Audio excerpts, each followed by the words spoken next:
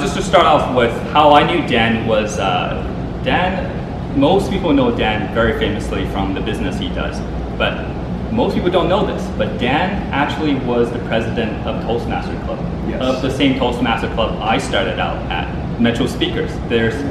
It's still there, and it's still going very strong. So come to this one. Yeah, forget about them for now. But that's where, nothing wrong with them, but come to this one.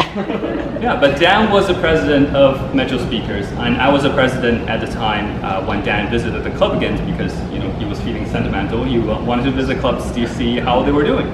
And I saw, I don't remember what I was doing, but what role I had at the meeting, but I do remember this really well-dressed gentleman walks up onto the stage to do a table topic and just blew everyone away with like, who is he and how, usually we're just like, oh yeah, you're a guest, you did fantastic, but no such thing for Dan. He just blew everyone away with how well he carried himself on the stage.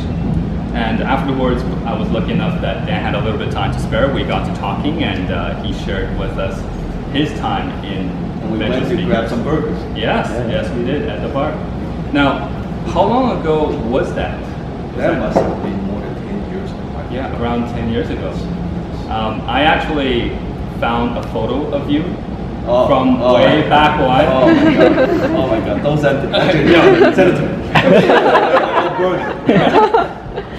It's actually on Facebook, but I think most people don't bother checking it. Don't share. No, I don't plan to. But I find it very inspirational because as the way we see you today, very well presented, and I see that photo and it reminds me of where you started out. Yes. And if I may, Dan, when he first started out in that photo, he had short hair. Glasses. He was wearing glasses. Looks awfully similar like you. Man. Yeah. You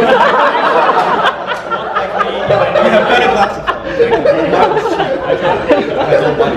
So it's just a reminder of we all have to start somewhere. Dan had to start somewhere, and for me, that's where I saw him started. But I'm sure he had many. I remember now doing what I do as a speaker, like you mentioned at TEDx, where we spoke to 2,000 people, and thinking back. Where I got started was when I joined Toastmasters back then in Metro Speakers more than a decade ago. That why I joined the club, because I wouldn't even say stage fright, I would say stage phobia. Because I would get on a stage, even speak to 2-3 people. Because first when I came to Canada, I couldn't speak English.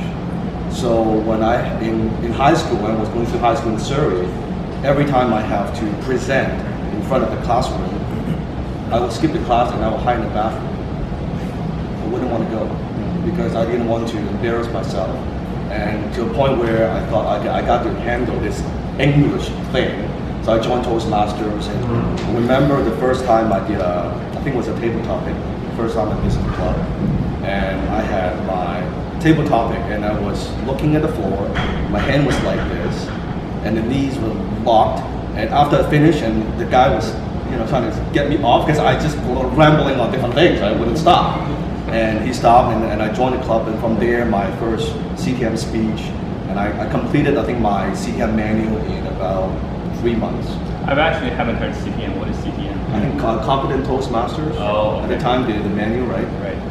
So it would be equivalent of a competent communicator. Yeah. So they changed, but then I was doing about a speech per week, and I was honing my skill. And after a few months of that, got a little bit better. I was less afraid, but still wasn't that good. It was about a year into the thing, and I was showing up every single week. I think that's the important thing. You got to show up. A lot of people, they join the club and then they don't show up. Like joining the club is not going to make it better. Showing up, being on here, talking, flapping your lips, that's going to make it better. So I was showing up every single week. I don't care what. I was doing a speech, I was doing a chair, I was table topic, doesn't matter. I was the first guy that showed up. I helped move everything, and I donated all my books and all that to the library. And from there, you still have those books. You still have those books. Cassette tapes back then. Cassette tapes. And so after a year of that, then I got more comfortable.